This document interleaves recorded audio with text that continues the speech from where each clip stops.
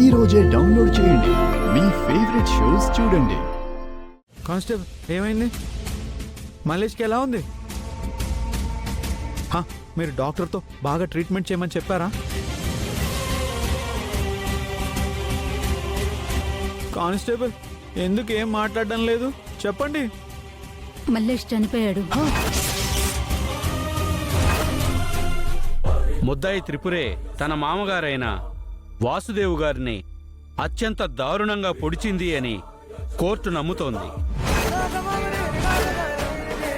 ఈ నిందితురాలికి భారతీయ న్యాయ సంహిత ప్రకారం తనకి యావజ్జీవ శిక్షని అమలు చేయవలసిందిగా కోర్టు ద్వారా పోలీసులను ఆదేశించడమైనది.